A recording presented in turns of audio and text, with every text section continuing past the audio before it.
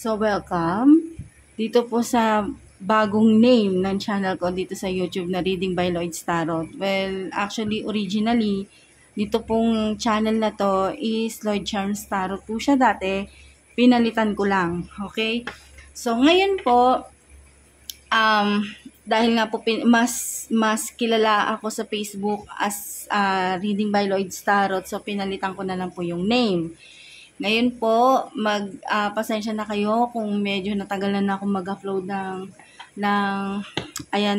vlog, ng reading, kasi nga po, may mga, mga important na matter na nangyari sa buhay ko na kailangan kong unahin, so medyo natagalan po ako nakapag-upload. Pasensya na po doon sa mga nagme-message na hindi ko ma-replyan, kasi nga po, ayun, so busy, so super busy. Ayan, so yung reading po natin ngayon is general reading. General reading siya, tapos ang title natin is ano yung na-realize nila sa'yo. Since nung nawala ka, nag-break kayo, so ano yung na-realize nila tungkol sa'yo. Okay? So doon po mas sa mga gusto magpa-personal reading, private reading, nasa description box po yung link kung saan nyo po ako pwedeng kontakin. So, ilalagay ko na lang po sa description box. Ano yung na-realize nila tungkol sa'yo since nung nawala ka, since nung nag-break kayo, since nung hindi ka nakipag-communicate sa kanila or sa kanya. So, ano yung na-realize nila? So, general reading po to ha. General reading. Ayan. Ayan. So, sa situation, medyo may pagka-cold itong tao na to ngayon. May pagka-cold. Lalo na nung Pasko, bagong taon.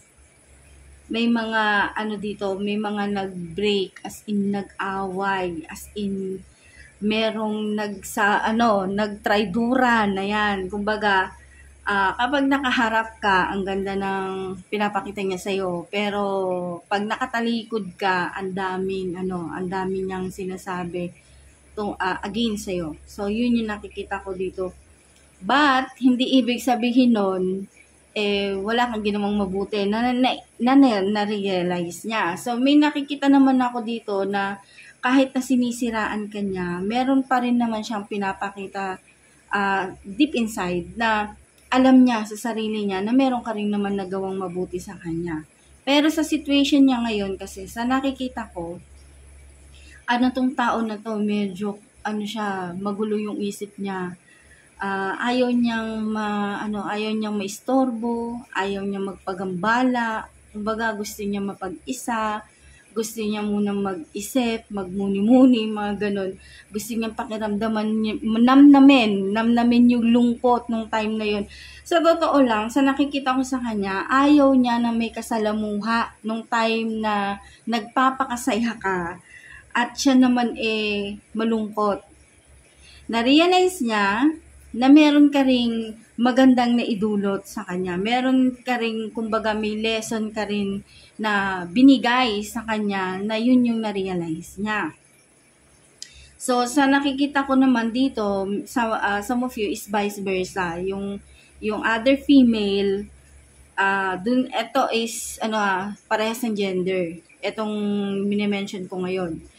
Pero kanina, hindi. Babae, lalaki. Tapos, etong next na mini-mention ko is, parehas ng gender.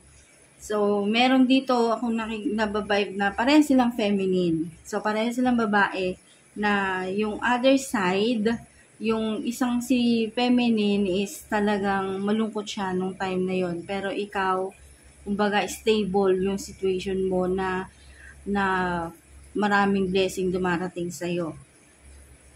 Na-realize nila kung ano yung naitulong mo sa kanya. Kung ano yung binigay mo. Kumbaga may pagka-generous ka sa kanya. Yun yung nakikita ko. At meron din ako nababibe dito na some of you, yung person na nasa isip nyo, kung sino man siya, ayan. So sa nakikita ko, nagmamatigas to.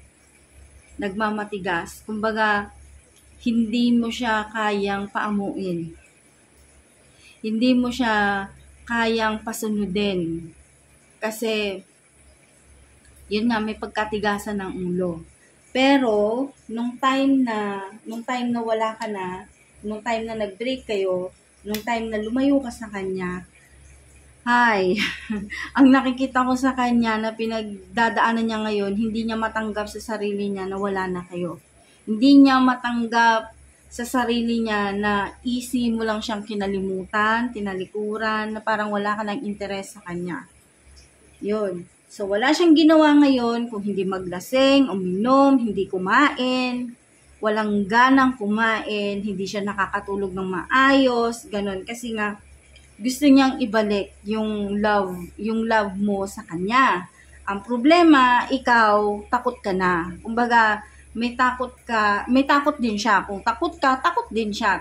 Sa totoo lang, etong person mo na to, natatakot siya na mawala ka sa buhay niya. Natatakot siya na matuluyan na maghiwalay kayo. Hindi niya akalain na siseryosohin mo yung simpleng sinabi niya na hiwalay na kayo. Pero, yun nga, sineryoso niya yun. Ngayon, sa totoo lang, takot itong lalaki na to na maghiwalay kayo ng tuluyan at etong si parehas babae, takot din na mawala ka sa kanya. Okay? So, gusto niya buuin ulit yung relationship niyo, yung love. Mabuo ulit yung love. Kaso, may kaso. Some of you kasi, meron kasing namamagitang magulang. Meron kasing mas nakakatanda sa person ninyo na ayaw nila sa relationship nyo.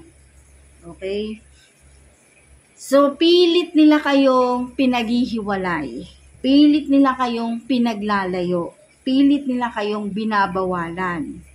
Okay? So, some of you, may katigasan ng ulo, hindi nakikinig sa advice kung sino man yung mga namamagitan sa relationship ninyo. Hindi nyo pinakikinggan yung advice nila na itigil mo na yan kasi lolokohin ka lang, itigil mo na yan, kumbaga hiwalayan mo na yan kasi wala kang mapapala sa kanya, wala kang future sa kanya. So, ganun yung nakikita kong nangyayari ngayon, scenario sa relationship ninyo. Meron naman ako nababibe dito na tuwang-tuwa na nagsasuffer yung person nila na habang pinapanood nila na nagsasuffer yung person nila. Tuwang-tuwa kayo. Alam ko kung sino sa inyo, okay? Pero may nababibe ako dito na tuwang-tuwa kayo na nakikita nyong malungkot yung person ninyo. Na nakikita nyo na malungkot sila habang ikaw nag-walk out na sa relationship nyo. So, ini-enjoy mo yun. Pero, meron din ako nababibe dito na some of you, ayan, so, pride ang umiiral. Kumbaga, na siya kumbaga, tinutubuan na ng ng sungay sa katigasan ng ulo at ayaw niyang pakinggan yung explanation ng person niya. Kahit na sabihin na natin na lumalabas kasi dito, oo, nagsinungaling siya sa'yo, naglihim siya sa'yo, meron siyang tinago sa'yo, niloko ka niya, merong ganun. Pero, sa nakikita ko naman ngayon, humihingi na siya ng sorry, deep inside. Behind the scene, gusto niyang humingi ng tawad sa'yo. Okay? At some of you naman talagang bino-voice out niya na humihingi siya ng tawad sa'yo at some of you naman dinadaan sa messages na humihingi ng sorry. Ganon.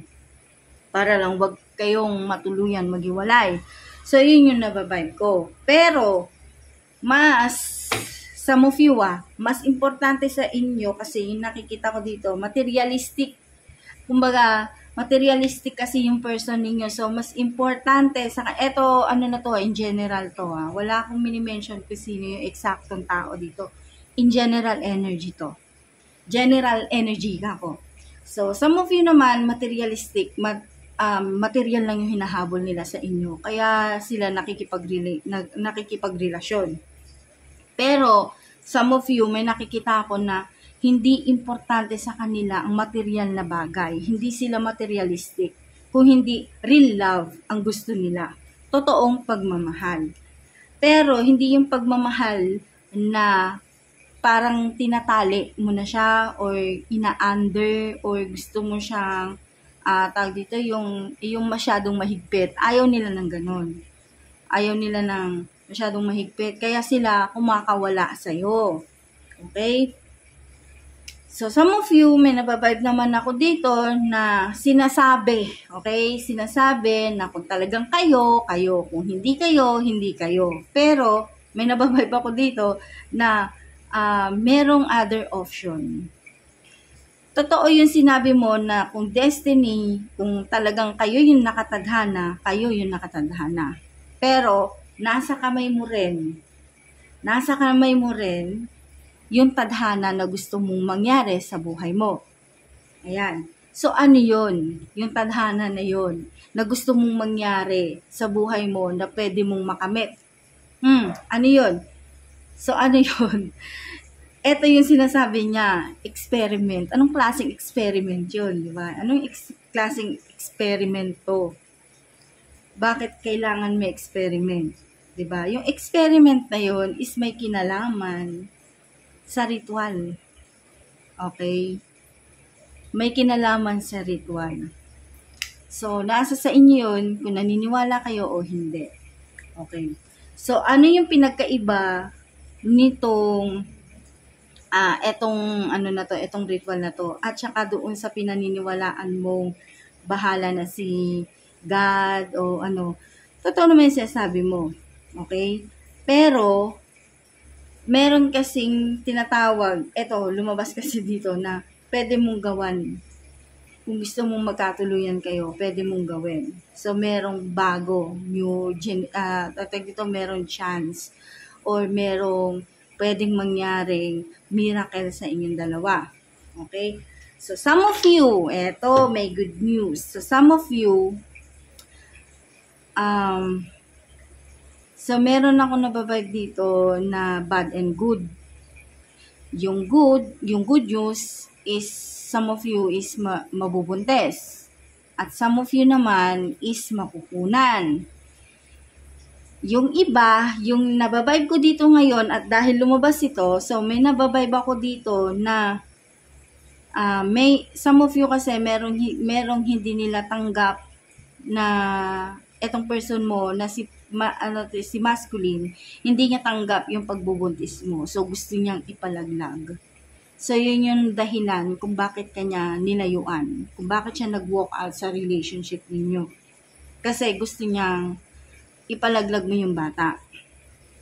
Okay? So, some of you naman, may nababibe ako dito na gusto nyong mabuntis dito sa person na to para maging parang maging isang pamilya lang kayo. So, yun yung gusto mong mangyari.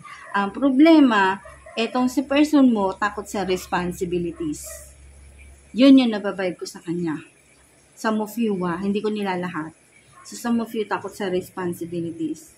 Ngayon, nung gusto nitong person mo na makunan ka, or gusto niyang ipalaglag mo yung bata, na dinadala mo o sino ka man. Nung time na nawala yon, dun siya nagsisi. Kasi yun yung nakikita ko ngayon sa kanya. Pinagsisisihan niya yon. Kumbaga, malaki yung pagsisisi niya sa sarili niya kung bakit hindi niya pinanagutan yung ginawa niya sa'yo. So, yun. Yun yung nababibe ko.